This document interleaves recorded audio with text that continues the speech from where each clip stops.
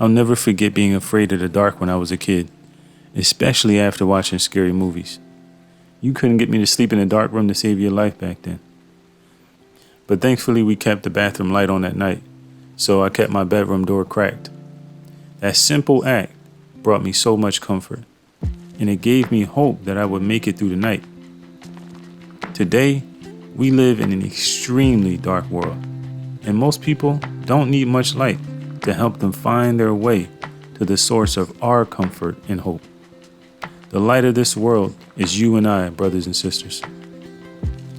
You are the light of the world.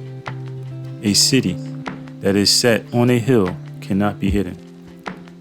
Neither do men light a candle and put it under a bushel, but on a candlestick, and it gives light unto all that are in the house. Let your light so shine before men that they may see your good works and glorify your Father which is in heaven. Matthew 5:14 and 16. As believers, we're called to be lighthouses, lighting the way home for those in search of it. Yah is calling people to him, and it's our job to show the lost how to reach him. A plane can never land at night if the path is not lit. Much of the body of Messiah is failing in this area. The church looks like the world, lives like the world, thinks like the world, and as a result helping to advance the spirit of the world. How can we light the way if we're blending in? Because of this, the assembly is less effective at leading people away from the wide road to destruction, because most believers are on that road with them. Romans 12:2 tells us to do something a little different. And be not conformed to this world, but be ye transformed by the renewing of your mind, that you may prove what is that good and acceptable and perfect will of Yah. We are the closest image of Yah people will ever find. The result of his love can only be found in his true followers.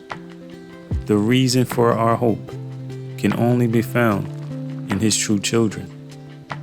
What are we as believers doing to show a clear standard of righteousness? Are we admonishing those who claim our beliefs, but don't live the life to support the claim? Many believers support the LGBT community, women's right to abortion, and children's sex education, when the scripture tells us as believers to abstain from all appearance of evil. 1 Thessalonians 5:22. The scripture speaks in direct opposition to these acts. So why are Yah's people standing with evil and not against it? Adulterers and adulteresses, do you not know that friendship with the world is enmity with Yah? Whoever therefore wants to be a friend of this world makes himself an enemy of Yah. James 4:4. If the world hates you, you know that it hated me before it hated you. If you were of the world would love his own. But because you are not of the world, but I have chosen you out of the world, therefore the world hates you. John 15:18 and 19. Being loved by this world is a major indicator of who that person belongs to. Yahushua loves everyone, but he has no tolerance for iniquity. We are to live in this world, not to conform to it, to reprove sinners in love, instead of joining them in their sin in an attempt to reach them. It never works. According to Matthew 7:13 and 14, the narrow road is the only path that will save the lost. Enter ye in at the narrow gate, for wide is the gate, and broad is the way that leads to destruction, and many there be that go in thereat. Because straight is the gate, and narrow is the way which leads to life, and only a few find it. Being unafraid to face oncoming traffic is what we're being called to do.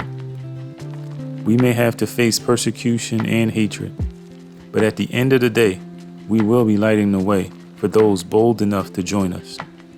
Yah is looking for people who are willing to stand for what they believe in without compromise. I pray that that's you and I. So now you know. Let's cross these off of the list of scriptures often ignored. Thank you for watching. If this helped you, please share this video, like, and subscribe. God bless you.